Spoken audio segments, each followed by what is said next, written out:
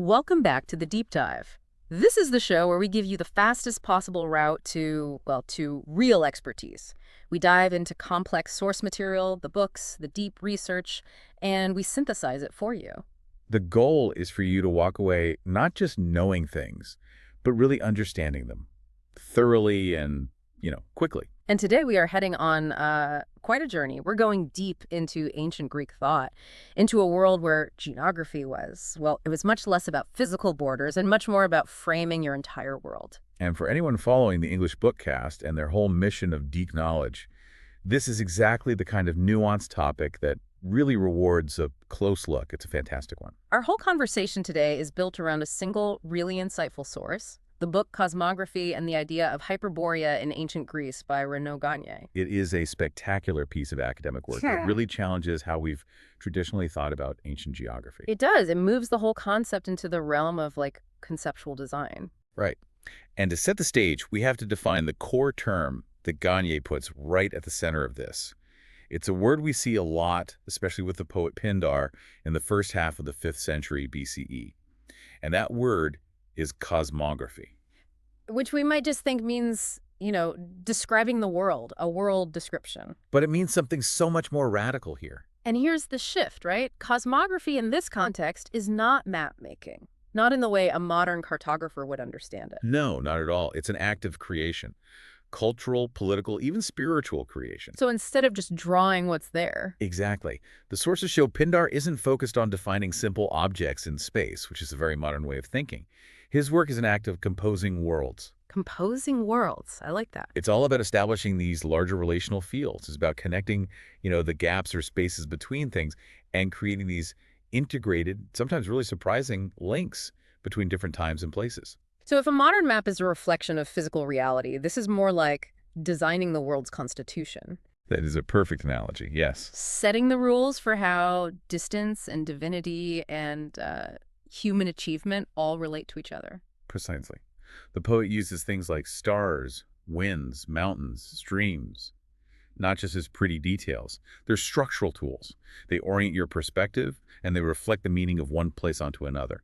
It's all about building a coherent cosmic order. And the key tool, the ultimate instrument that Pindar uses to measure the limits of this world, is the mythical northern edge. The land of the Hyperboreans. So our mission for this deep dive is to trace this one idea, Hyperborea.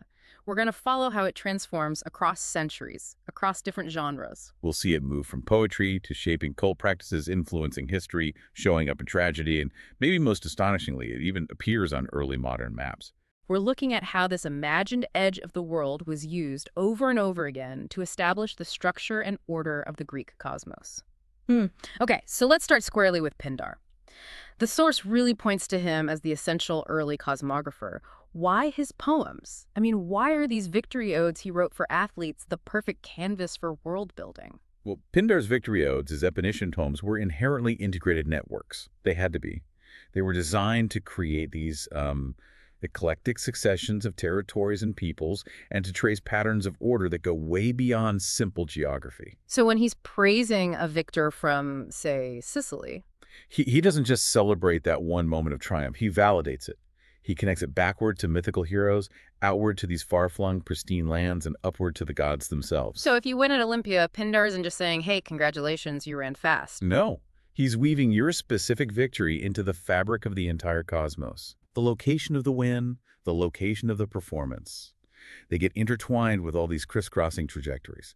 The whole space is structured through names from epic tradition, from local hymns, from specific rituals. He's basically taking all of received knowledge and weaving it into one cohesive world. Yes, it's a performative act of validation. It gives the patron success not just local, but cosmic weight. Now, before we get into a specific poem, there's a really crucial detail about the language that the source highlights. We use the term Hyperborea pretty casually today. But that's anachronistic. Right. It's not what they would have said. It's a really key linguistic nuance. While we say Hyperborea, the name itself is a late coinage. The most ancient texts, Pindar included, they talk about the land of the Hyperboreans or the people of the Hyperboreans. For example. In Olympian 3, he uses the phrase Damen Hyperborean, which means the people or the district of the Hyperboreans. What's the significance of that? The people defining the place instead of the other way around? It tells you everything about their conceptual priorities.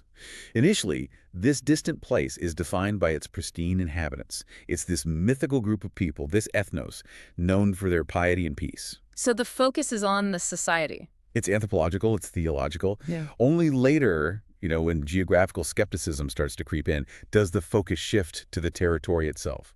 Hyperborea, a place that needs to be physically located on a map. The language mirrors that evolution. Okay, so let's apply this. The big case study is Pindar's Olympian 3. The source calls it a stunning demonstration of this integrated cosmography. What's the structure of this ode? Olympian 3 is amazing. It incorporates the totality of the established order, but in this profoundly harmonious way. It traces a complete circuit. From where to where? It stretches from the boreal Escatia, that's the absolute furthest edge of the world, the land of the Hyperboreans, all the way back to the religious center at Mount Kronos at Olympia. And the key detail, as Gagné points out, is that the poem contains no violence, no death, and no misfortune. It is a depiction of a perfectly harmonious, integrated world validated by divine history. in the centerpiece of this whole structure, the engine connecting it all, is the hero, Heracles. Absolutely. Yeah. His quest here is pivotal because he bridges those two extremes. What's the story in the ode? He has to bring something essential from the world's periphery, the olive tree, and use it to establish the new religious center at Olympia. Now, Heracles' original reason for going there was because he had to, right? He was doing his labor. Right, he was forced to obey Eurystheus. But Pindar does something very clever. He transforms the narrative. He emphasizes that Heracles returns voluntarily because he's seized by this desire to get the missing olive tree. The gray-green ornament of the olive. Yes, and bring it back to consecrate the new Olympic Games. That shift from compulsion to desire seems critical. It's everything. He's not just checking a box. He's voluntarily completing the landscape of the civilized world. He's making the world whole. Precisely. The olive tree, which signifies civilization, peace, victory. It establishes this lasting organic link between the absolute mythic edge and the absolute center of the Greek world. It's a piece of Hyperborean primordiality, an artifact from that perfect non-violent edge that roots the Olympic Games in divine integrated history. And Pindar reinforces this by focusing on the divine connections at Olympia itself, which sort of mirrors Olympus. That's right. The poem has these two sets of twin groupings, all Zeus's offspring, the Dioscuri and Helen, and then Apollo and Artemis. It symbolizes the complete order. And Olympia itself is called the Pandokon Alsos. The welcoming sanctuary of Zeus. Exactly. It's the human counterpart to Mount Olympus, the home of the gods. So Heracles arrives, dedicates altars to his father Zeus, and then he entrusts the games to his half-brothers, the Dioscuri. The whole arrangement translates this integrated cosmic structure that Pindar is composing right there in the poem. It's a masterpiece of connecting space and myth. Which leads to the question of legacy. I mean, this wasn't just a flattering poem from the 5th century. The source shows this myth had incredible longevity. The longevity is just astonishing. We can fast forward 6 centuries. 600 years. To the time of Pausanias, the geographer, in the 2nd century CE. And he reports the story of the Hyperborean olive tree as just established lore. It's the official story of the sanctuary. And he says it was passed down how? Through oral tradition. He uses the customary phrase, they say, phason, which indicates it was common, accepted, deeply institutionalized knowledge at Olympia. So for 600 years, the authority of the Olympic Games is anchored to a mythical northern people. What does that tell us about the power of that origin myth? It tells us that the sanctuary's authority was intrinsically tied to its claim of primordial purity. To say your sacred olive came from this non-violent, perfect Hyperborean land was to claim the games themselves were rooted in perfection. Validated by Heracles, sanctioned by Zeus. It wasn't just a nice story. It was institutional legitimacy. It gave the Eleans, who ran the games, this profound cosmic claim to their own centrality. And the olive wasn't just a symbol, right? It was functional. That's the most concrete link. Pausanias notes that twigs from these specific olives were used for the monthly sacrifices. Monthly sacrifices? Performed by the Eleans at every single one of the many altars at Olympia. Wow. I mean, think about that. The physical act of worship, every month, at every altar, was mediated by a piece of a plant whose meaning was anchored in a 600-year-old poetic vision of the world's most distant, perfect edge. So the symbolic act became concrete ritual. Absolutely. It shows just how powerful these cosmographic anchors really are. Okay, so let's move from the poetry of it all to its role in, actual cultic practice. Here, Hyperborea's function seems to shift a little bit. It does. It becomes less of a harmonious anchor and more of a necessary point of orientation in sacred geography. What do you mean by that? In cultic geography, Hyperborea really solidifies its role as the absolute edge, the space beyond which there is no space, and its function is dialectical. By establishing that absolute limit, it simultaneously defines and validates the centrality of the sanctuaries it relates to. Places like Didyma or Delos. Exactly.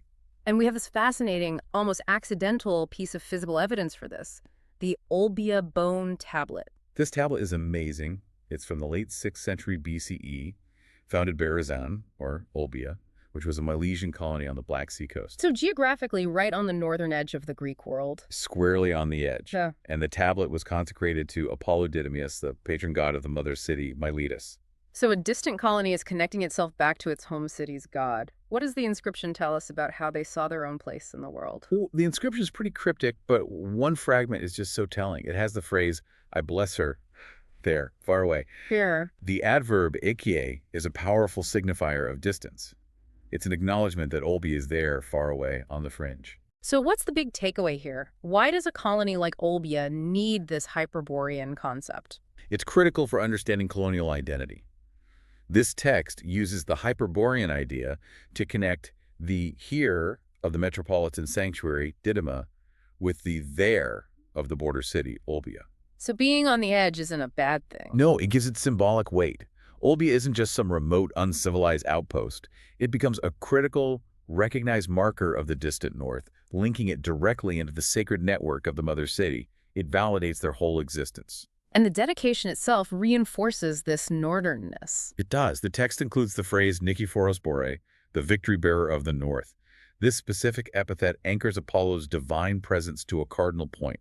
It confirms that link between the here of the center and the there of the border. Let's turn to a more famous and more complex example of this. The annual Hyperborean tribute to Delos. Herodotus talks about this a lot. Right. This was an annual offering said to come from the distant north. And it traced this extraordinary path. It didn't travel directly. It moved through all these intermediaries. Herodotus traces the route. From the land of the Hyperboreans down to Dodona, the oracle of Zeus, then through Euboea, specifically, including Charistos, and finally, via Tinos to Delos.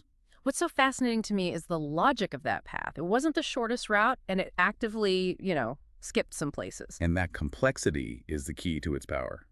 Herodotus makes the point of saying the route emphatically avoided Andros, but included Charistos. So it's not about logistics. No, it's about specific historical or religious affiliations that define the route's sanctity.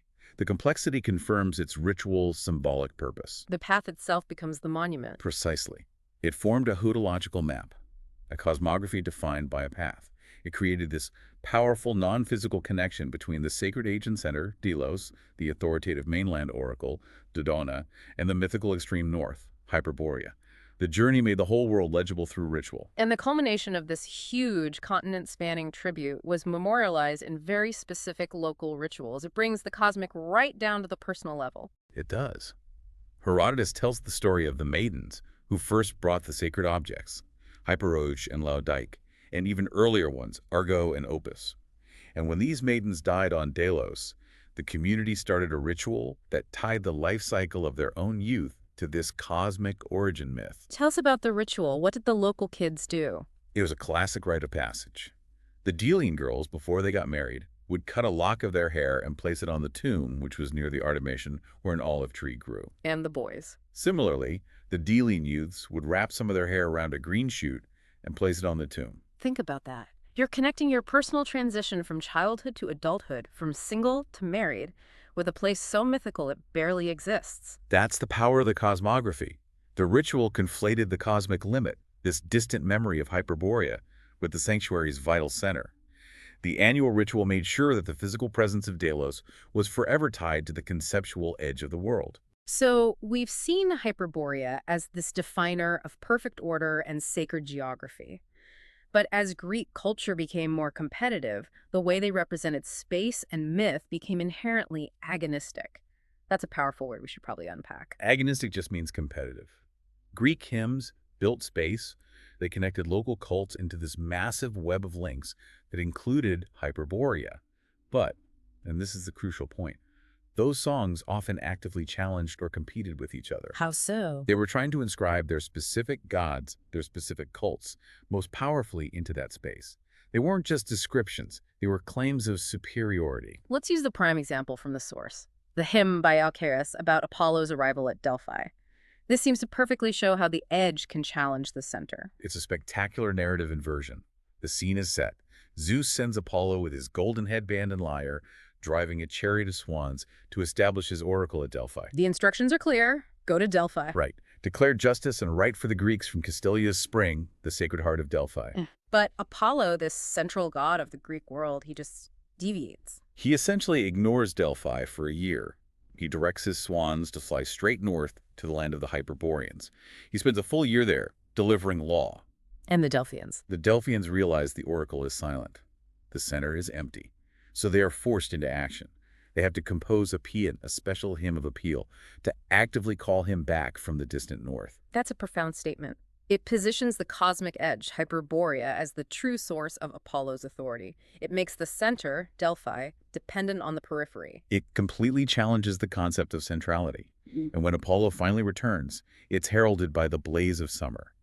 The poet links this divine presence, his epidemia, not just to human celebration, but to the natural world. Nightingales, swallows, cicadas. They all sing about the god. The Castalia spring flows like silver. The text emphasizes that Alcaeus, like the epic poets, has to give even water the power to sense the presence of gods. So this annual cycle of divine presence and Hyperborean absence structures time and space for the entire world. Absolutely. The hymn is a powerful example of cosmography in competition. A poet is using the mythical geography of the North to elevate his own local cultic vision. Now, when the genre shifts to tragedy, the Hyperborean ideal is used more rhetorically, right? To highlight how unattainable it is. A perfect example is Sophocles' Electra. When Clytemnestra is mocking Electra's relentless longing for justice, she invokes Hyperborea to express extreme idealism. What does she say? She says Electra talks of something greater than great, than Hyperborean good fortune, a utopian ideal that just can't exist in the messy, painful world of tragic vengeance.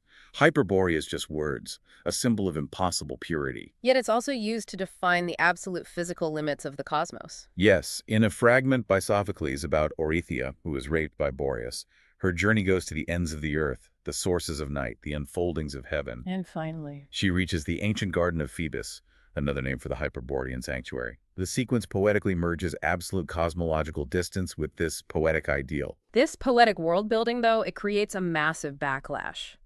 In the same period, we see the early historians taking a stand against this kind of mythical geography, the anti-mythical turn. This is a major turning point in Greek epistemology. How they knew what they knew. The rise of rational inquiry directly contested the authority of the poets. Hecataeus of Miletus in the 6th century BCE offers this blistering critique that really starts it all. What's the famous line? I write these things as they seem true to me, for the stories of the Greeks are numerous and ridiculous as they appear to me. Wow. That one sentence is a mic drop for the history of geography. It is. It's a declaration that rational observation now takes precedence over inherited tradition. And Herodotus, the father of history, he builds on this. He specifically targets the inherited cosmological models from poetry. How so? He openly mocks geographers who draw the world round like a compass, encircled by the river Okeanos, making Europe and Asia equally sized. He finds it to be without reason. He's attacking the very foundation of the poetic world map. And his engagement with Hyperborea is so telling because he doesn't just dismiss it, he tries to rationalize it. He tries to translate the myth into empirical truth. He tackles the extravagance of the northern stories head on. The story of the one-eyed Arimaspians fighting griffins for gold, and the land called the Terraphoros the feather-bearer. Because it was filled with feathers. Right, making it impenetrable. And Herodotus proposes a profoundly non-mythical explanation for the feathers. He prefers to believe that the story about feathers filling the air actually just refers to thick, perpetual snow. Ah. He's translating the fantastic into rational climate observation. The Hyperborean territory isn't protected by magic feathers. It's simply impassable because of the extreme northern climate. Heavy snow. This is a radical break from the poetic tradition we've been talking about. What's so fascinating is that the pushback from history and skepticism, it didn't kill the idea of Hyperborea. No, not at all. Instead, its ambiguous fictionality transformed it. It became this prime conceptual location for later literary experiments, especially in the Hellenistic period. A flexible placeholder for imagined extremes. Exactly. The location had been demythologized by historians, but that just opened the door for writers to use it purely for literary effect. It became the default location for both utopian perfection and, outright parody. Okay, let's start with the parody. Who used the Hyperborean trope to satirize the philosophers? That was Theopompus of Chios, writing around the 4th century BCE. He used the Hyperborean idea in his historical work, Philippica, to explicitly parody Plato's Atlantis. So by describing ridiculous customs or impossible geographies. He was questioning the seriousness of utopian political philosophy itself. And in stark contrast to that, we have this highly detailed utopian vision from Hecataeus of Abdera. This wasn't satire. No, this was a deliberate, sophisticated exercise in normative fiction. Hecataeus provided a detailed, prescriptive description of the Hyperboreans living on a spherical temple island. It was a complete exercise in rationalized world building. Rationalized how? He used the advanced post-Aristotelian cosmology of the 3rd century BCE to structure an ideal, highly ordered society. The city and temple were described as spherical, reflecting geometric perfection. And there was something about the moon, too. Yes, he claimed the moon was visible there, appearing completely close to the Earth and even having visible earthy projections. This level of scientific astronomical detail was meant to lend gravity to the fiction. And their ideal life was anchored to a very specific, sophisticated astronomical cycle, the megas Enneados. We should probably explain that for the listener. Right, this is where astronomy and religion get synthesized. The Hyperboreans were seen as quasi-priests of Apollo, always celebrating him. But the most crucial feature was the divine cycle.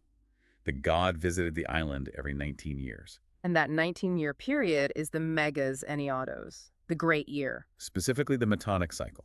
It's the period after which the lunar cycle and the solar cycle come back into perfect harmony. It's a moment of astronomical perfection. So by tying their god's visit to this cycle, Hecataeus was suggesting that the Hyperboreans lived in perfect synchronization with the heavens. They were the only people whose social order and divine worship were perfectly harmonized with cosmic mathematical law. which is why their life was so perfect. They were skilled cithara players, living without discord or disease, continuously celebrating Apollo. Even the animals participated. Swans would descend from the Rhetoric mountains to join their hymns. The entire world was incorporated into their felicitous cosmic network. And this idea just keeps going right into the Roman imperial period. It moves seamlessly. Pomponius Mela, a Spanish-Roman geographer in the 1st century CE, he took the Hyperborean existence as a geographical fact. He called them the gens felix, the fortunate race, living without war or quarrels. And Mela is the one who popularized the idea of the happy death. Yes, a tradition that influenced cosmography for 1,000 years. The idea that they chose their own end. Exactly. Mela says that when they were satiated with life, they happily chose their own death by leaping from a known cliff into the sea. This was, in their view, an eximium funis, an exceptional funeral, the ultimate sign of a perfect society. And Pliny the Elder, in his natural history, he had to find a place for them too. Pliny, writing this massive encyclopedia, he situated them beyond the Rhetoric mountains in a temperate land free of noxious winds. But what's crucial is he integrated the skeptical traditions with the fabulous ones. He brought back the feathers. He included the terophoros concept, that area of cold darkness, because the flakes of snow resembled feathers. He basically absorbed Herodotus's earlier critique and neutralized it, reintegrating the rationalized fabulous into his geographical compendium. So even as the Romans are mapping and conquering the real world, this conceptual anchor persists. And we see this perfectly when we look at early modern maps. This is where we see ancient knowledge battling the new science of cartography. The Hyperborean concept persisted as this respected, if mythical, ancient authority. Give us a powerful image of this from a map. You have to look at Abraham Berzelius's Theatrum Orbis Terrarum from 1570, the first modern atlas. In his inset map showing ancient knowledge, Hyperborea is a massive insular continent right at the North Pole, So a whole continent. separated from the known world by the sea of ice and, most dramatically, by the agitated whirlpool of the infernal Acheron. Its classical mythology merged with terrifying geographical barriers. But the myth eventually had to retreat. The final symbolic defeat came not through philosophy, but through map revisions. By 1636, later reprintings of Mercator's Arctic map explicitly removed the fabulous polar continent and the black rock at the pole. And what does that removal signify to a historian? It signifies the final victory of the empirical age. The mapmakers decided that the fabulous polar continent could now only exist as a reflection of ancient knowledge or esoteric speculation, as history, but not as an object of the new science. The conceptual edge, which defined Greek cosmology for 2 millennia, was finally rendered blank for the sake of factual accuracy. What an incredible journey we've traced in this deep dive. I mean, we started with Hyperborea as this poetic canvas for Pindar's cosmological frame. A pristine place of perfect, nonviolent order, the place Heracles gets the sacred olive. And we saw how that idea got institutionalized, turning into a pole in this competitive, agonistic, cultic poetry, Alcaeus using it to challenge Delphi. We also watched it define the sacred ritual axis connecting Delos and that distant Olbia colony, giving legitimacy to the Greek frontier. Then we saw that critical transformation. It became a contested concept for early historians like Herodotus, who demanded that myth be rationalized. Proposing snow and climate as the real barrier, not magic. And finally, we saw it settle into its last, most flexible role, a placeholder for utopian and satirical ideals, providing an imaginary blueprint for the perfect society. Before it was slowly, definitively pushed right off the map by empirical science. The entire history of Hyperborea, as Gagné's scholarship details so brilliantly, is a study in how conceptual maps shape not just geography, but belief, political authority, and culture itself. The Greek imagination needed an absolute pristine edge to define its absolute center, whether that center was Olympia, Delos, or, later on, Rome. And understanding this tradition really fulfills our goal of getting you complex knowledge quickly. You now hold the key to understanding how conceptual worlds are composed, debated, and ultimately superseded. It shows that geography is never neutral. It is always an argument. Absolutely fascinating. Thank you for joining us on this deep dive into the cosmography of ancient Greece. It was a pleasure to explore these conceptual frontiers with you. If you enjoyed this journey to the profound world of Renaud Gagné's scholarship, please remember to share this deep dive with others and engage with us online. We're always looking for suggestions for future topics. And finally, we invite you to subscribe to the English Bookcast channel here on YouTube. And before we go, consider this. Even today, when we claim to have mapped the entire physical world, what modern Hyperboreas, those idealized, unachievable edges of ethical purity or technological perfection, do we still rely on to define the validity and centrality of our own political and social structures? It seems we still need an absolute outside to understand our absolute inside. Until next time, keep exploring the world, both real and imagined.